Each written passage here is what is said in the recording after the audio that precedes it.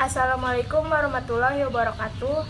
Kami dari kelompok 6 ingin menjelaskan tentang global warming. Perkenalkan, nama saya Nurhalinda. Nama saya Maulidah Hayati. Nama saya Desi Alvina. Saya Muhammad Dimas. Perkenalkan, nama saya Periananda Setiawan. Perkenalkan, nama saya Ika Yurasida. Video ini merupakan penjelasan singkat tentang materi yang akan kami diskusikan. Selamat menyaksikan. Global warming atau yang kita kenal sebagai pemanasan global adalah meningkatnya temperatur suhu rata-rata di lapisan atmosfer, laut dan daratan di permukaan bumi. Sekarang ini berdasarkan hasil penelitian menunjukkan bahwasanya 1 abad terakhir ini suhu bumi meningkat secara drastis dengan nilai 0,6 derajat Celcius. Sebagian besar dari peningkatan ini adalah dikarenakan penggunaan bahan bakar fosil yang mana banyak menghasilkan karbon dioksida dan gas rumah kaca ke atmosfer bumi. Global warming ini dapat terjadi karena pola konsumsi dan gaya hidup masyarakat negara maju yang lebih tinggi daripada penduduk di negara maju. Meskipun kontribusi negara berkembang pada global warming tidak terlalu tinggi dibandingkan dengan negara maju atau negara industri, negara berkembang juga ikut menghasilkan karbon dioksida dengan meningkatnya industri dan perusahaan tambang dengan bahan baku migas, batu bara, dan yang terutama berbahan baku fosil. Penyebab dari pemanasan global itu ada berbagai macam. Salah satunya yang pertama, penggunaan listrik berlebih. Listrik diproduksi sebagian besar menggunakan batu bara, dan seperti yang kita tahu, batu bara juga hampir murni karbon, sehingga pembakaran yang dilakukan menggabungkan oksigen yang menghasilkan CO2 atau karbon dioksida, penyebab polusi udara yang menghasilkan pemanasan global. Yang kedua adalah penggunaan tisu berlebih. Tisu terbuat dari serat kayu yang berasal dari pohon yang diolah. Semakin banyak manusia yang menggunakan tisu, maka semakin banyak juga serat kayu yang diperlukan. Hal ini berdampak pada ketersediaan pohon di bumi yang menyebabkan pasokan oksigen berkurang dan berakibat penipisan lapisan ozon. Selanjutnya adalah efek rumah kaca. Efek rumah kaca adalah proses pemanasan permukaan suatu benda langit, terutama planet atau satelit yang disebabkan oleh komposisi dan keadaan atmosfernya. Aktivitas yang menghasilkan rumah kaca salah satunya adalah transportasi. Semakin banyak sarana transportasi, semakin padat pula lalu lintas. Maka semakin meningkat pula polusi udara gas buang dari sarana transportasi, seperti karbon monoksida, nitrogen oksida, belerang oksida, dan hidrokarbon, serta partikel lainnya. Sebagai contoh, gas karbon dioksida bertemu dengan oksigen akan menghasilkan karbon dioksida.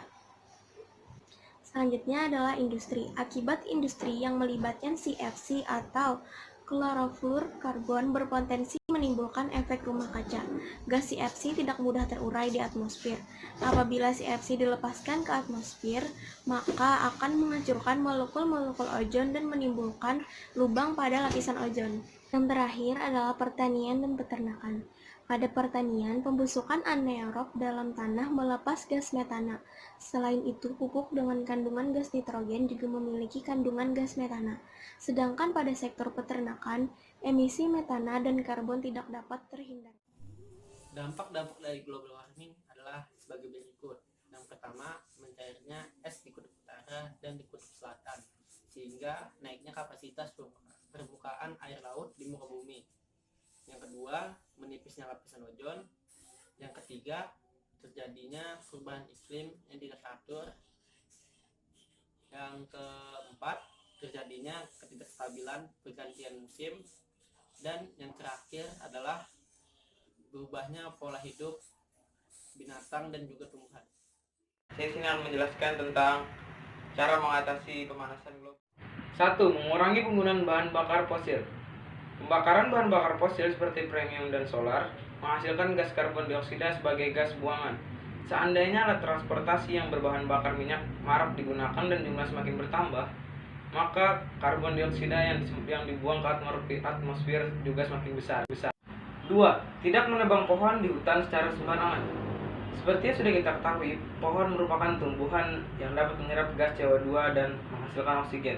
Dengan mengurangi dampak penebangan hutan secara ilegal, kita juga berperan dalam menjaga kelestarian hutan yang saat ini banyak mengalami kerusakan.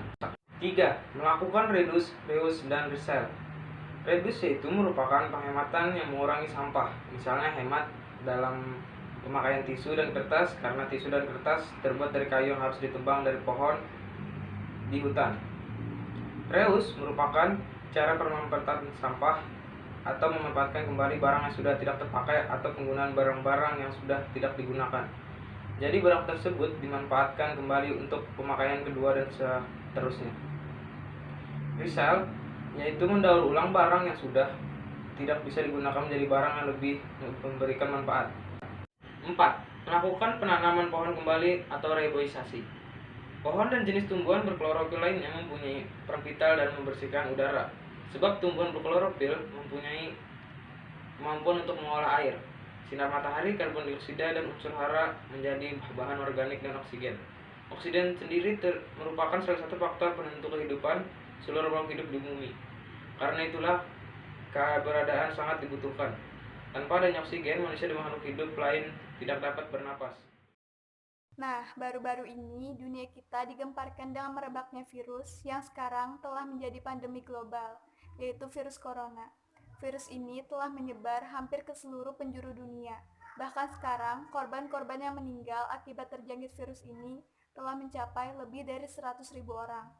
Nah, hal inilah yang menyebabkan semua negara di dunia meminta rakyatnya untuk tetap di rumah dan menjaga jarak, baik secara fisik maupun sosial. Bahkan, ada sejumlah negara yang melakukan lockdown atau karantina wilayah untuk menghambat penyebaran virus corona ini. Semua masyarakat diminta untuk tidak melakukan aktivitas di luar rumah. Hal ini tentu menimbulkan pro dan kontra di kalangan masyarakat. Banyak pihak yang merasa dirugikan, terutama mereka yang berpenghasilan harian, seperti pedagang kaki lima, ojek online, dan yang lainnya. Bahkan, industri bisnis juga terkena dampaknya. Contohnya pada sektor pariwisata dan perhotelan. Tak sedikit masyarakat yang membatalkan rencana traveling dan pemesanan hotel yang telah di-booking sebelumnya. Selama pandemi, wabah virus ini juga memiliki dampak positif. Wabah virus ini membuat orang mengisolasi diri, mengubah perilaku dan pola keseharian guna menangkal atau menghindari virus yang mematikan ini.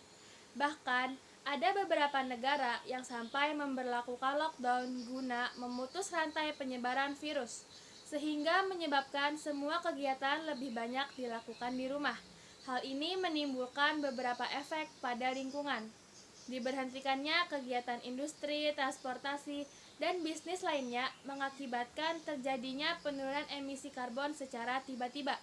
Aktivitas ekonomi menurun seiring dengan penggunaan sumber energi utama yaitu batu bara dan minyak bumi yang juga menurun, yang menyebabkan emisi karbon dioksida juga menurun, sehingga kondisi udara kian membaik. Dan lapisan ozon pada bumi yang awalnya mulai rusak karena pemanasan global atau global warming, kini juga mulai membaik karena adanya pandemi ini.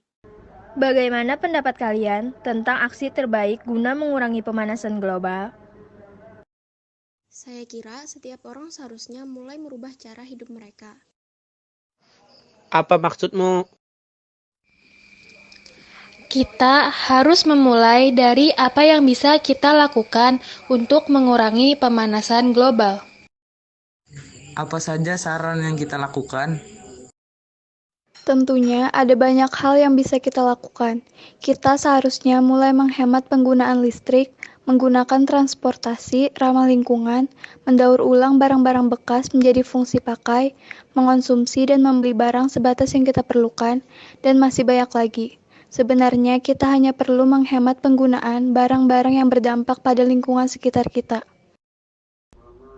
Lalu, adakah kaitannya dengan wabah COVID-19 sekarang? Dari beberapa sumber yang saya baca, dengan adanya COVID-19 ini juga dapat mengurangi permasalahan yang terdapat pada pemanasan global atau global warming. Memang benar untuk saat ini COVID-19 dapat mengurangi efek dari pemanasan global. Akan tetapi, wabah tentu bukan sesuatu cara yang diharapkan untuk meredam emisi, sebab pandemi ini juga menyebabkan kehilangan pekerjaan massal dan mengancam mata pencaharian.